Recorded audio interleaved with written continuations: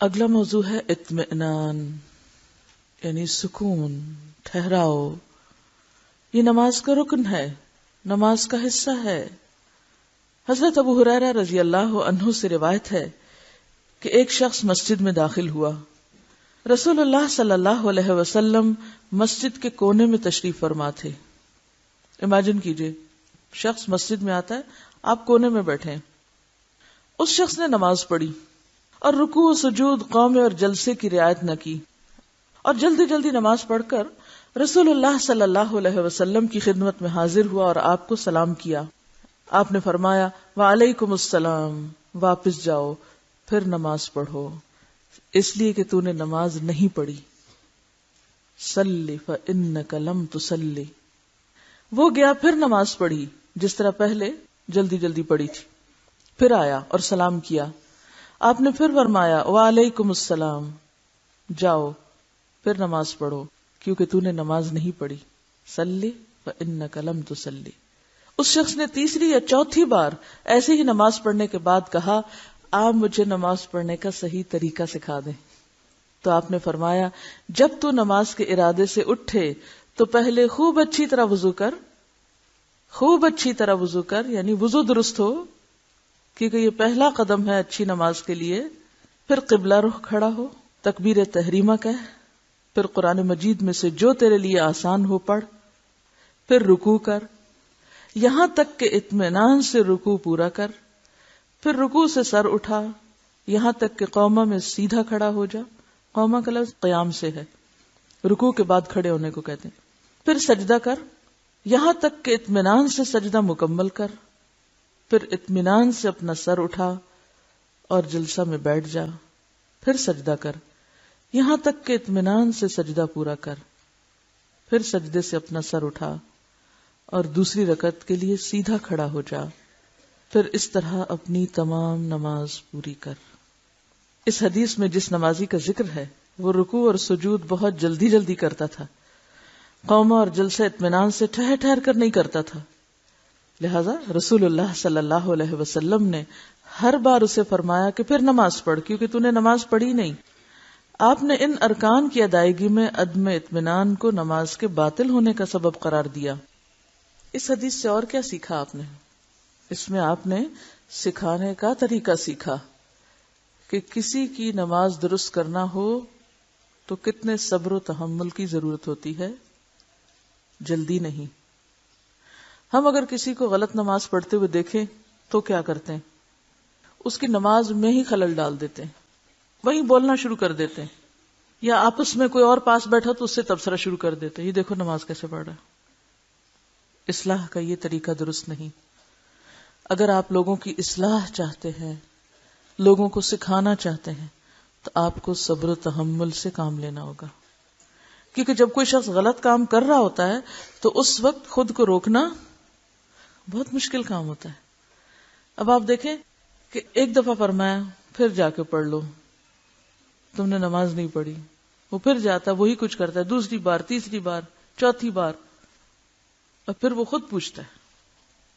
تو اس سے کیا پتہ چلتا ہے کہ سکھانے سے پہلے آپ نے سیکھنے والوں کے اندر ایک تڑپ پیدا کی، ضرورت پیدا کی، ایک بالکل فطری انداز سے سکھایا. ہمارا انداز کیا ہوتا ہے؟ کوئی سیکھنا چاہے یا نہ چاہے، کوئی جاننا چاہے یا نہ چاہے، ہم زبردستی اس کے سر پہ مسلط ہو جاتے ہیں، دلائل کے انبار لگا دیتے ہیں، اور اسی کو جہاد اکبر کہتے ہیں. ہم لوگوں کے پیچھے پیچھے بھاگ رہے ہیں اور لوگ آگے آگے بھاگ رہے ہیں. تو یہ حکمت کے خلاف ہوتا ہے طریقہ. لوگوں کو سوچنے پہ مجبور کریں، لوگوں کو اپنی غلطی کا خود احساس ہونے دیں، اس کا اعتراف کرنے دیں، اور جب وہ تیار ہوں تو پھر ان کو دیں. زمین تیار نہ کریں اور بیج ڈال دیں، کیا ہوگا؟ بیج ڈالنے سے پہلے کیا ڈالنا ہوگا؟ پانی ڈالنا ہوگا، ہل چلانا ہوگا، پھر بیج ڈالیں گے تو فصل اگے گی. لیکن ہم تعلیم اور تربیت میں اس طریقے کو بھول جاتے ہیں، اسی لیے پھر نتائج کچھ نہیں نکلتے، فصل اگتی نہیں، کٹے گی کہاں سے؟ دوسری چیز جو یہاں سے پتہ چلتی ہے وہ یہ کہ آپ صلی اللہ علیہ وسلم نے تفصیل اور وضاحت کے ساتھ اس شخص کو مطمئن کر کے پورا طریقہ سکھایا. ورنہ اتنا کہنا بھی تو کافی تھا، اصل میں تم نے جلدی جلدی نماز پڑھی ہے، اس لیے تمہاری نماز نہیں ہوئی، تو تم آرام سے پڑھ کے آؤ۔ اب یہاں ایک استاد اور طالب علم یا ایک معلم اور مربی اور ایک عام انسان کا باہم معاملہ چل رہا ہے۔ اس معاملے سے خود کو کمپیئر کریں۔ ہم جتنے بھی مربی حضرات ہیں، ہم سب کیا کرتے ہیں؟ کیا کرتے ہیں؟ اسی طرح سکھاتے ہیں لوگوں کو؟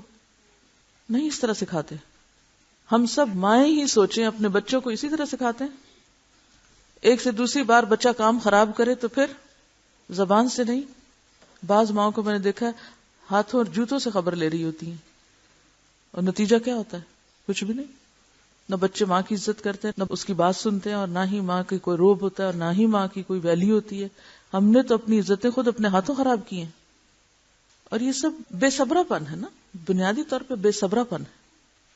یہاں سے یہ بات بھی پتہ چلتی ہے کہ جب اس شخص نے سیکھنے کی طلب ظاہر کی تو آپ نے صرف اس پوائنٹ کو نہیں لیا جو اصل خرابی کا تھا، آپ نے اس کی جڑ پکڑی کہ یہ خرابی یہاں نہیں، اس سے پیچھے سے آ رہی ہے، کہ اچھی نماز کے لیے پہلے اچھا وضو ضروری ہے۔ تو آپ نے وضو سے ابتدا کی کہ وضو اچھا کرو، یعنی آپ نے اس شخص سے جو بار بار ایک ہی چیز کرنے کو کہا، حالانکہ وہ غلطی ہی دہرائے چلے جا رہا تھا، تو بھی آپ نے صبر سے کام لیا۔ اور یہ انتظار کیوں کیا؟ کہ وہ شخص خود اپنی غلطی کو جان سکے۔ ایک ہوتا ہے ہم کسی کو اس کی غلطی بتاتے رہیں، اور دوسرا کیا ہوتا ہے کہ اس کو ایسے پوائنٹ پر لے آئیں کہ وہ مان جائے کہ ہاں یہ میری غلطی ہے۔ اس میں وقت لگتا ہے، صبر چاہیے ہوتا ہے۔ جب آپ کسی کو بتاتے ہیں یہ غلطی، یہ غلطی، یہ غلطی، تو بعض اوقات تو اس کو سمجھ بھی نہیں آتی کہ کیا غلطی، اور جب صبر کے ساتھ آپ معاملہ کرتے ہیں تو دوسرا شخص خود دیکھ لیتا ہے کہ کہاں غلطی، اور یہی تعلیم پھر مستقل طور پہ اثر انداز ہوتی ہے اور وہ کردار میں جم جاتی ہے۔ جو کام جتنی جلدی ہوتا ہے اتنی ہی جلدی ختم بھی ہوتا ہے۔ ایسا خوبصورت انداز اختیار کریں کہ جس سے اس کو پتہ چلے کہ ہاں وہ غلطی کر رہا ہے، اس کے دل میں ایک بے چینی پیدا ہو جائے، نہ کہ ہم اگنور کر کے اٹھ جائیں، اچھا کرتا رہے، غلطی نہیں۔ ایسا نہیں کہ غلطی کرنے والے کو چھوڑ کے چلے جائیں، خود آپ یہاں سے خود نہیں چلے گئے، یا یہاں آپ نے یہ نہیں کیا کہ ٹھیک ہے کرتا ہے تو کرتا رہے، یہ نہیں ہے مطلب یہ کہ وہ ایک پوری نگرانی میں اس عمل کو درست کیا جائے صبر کے ساتھ۔ اور سب سے اہم بات جو اس حدیث سے پتہ چل رہی ہے وہ یہی کہ اطمینان کے بغیر جلد بازی میں پڑی ہوئی نماز ہی نہیں۔ اسی لیے ایک اور حدیث میں آتا ہے، حضرت ابو مسعود انصاری رضی اللہ عنہ روایت کرتے ہیں کہ رسول اللہ صلی اللہ علیہ وسلم نے فرمایا، آدمی کی نماز قبول نہیں ہوتی یہاں تک کہ رکوع اور سجدے میں اپنی پیٹھ سیدھی نہ کرے۔ اور پیٹھ سیدھی کب ہوتی ہے؟ جب آپ اطمینان سے نماز پڑھیں۔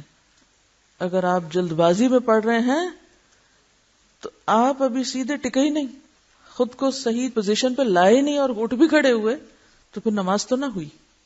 اور خصوصاً خواتین کو میں نے دیکھا کہ وہ رکوع بالکل غلط کرتی ہیں، یعنی آدھا آدھا جھکے ہوتے ہیں، سر تو سیدھا ہی کھڑا ہوتا ہے، ہلکی سی بس کمر جھکا لی، لیکن جو رکوع کا تقاضا ہے پوری طرح جھکنا پورا نہیں ہوتا۔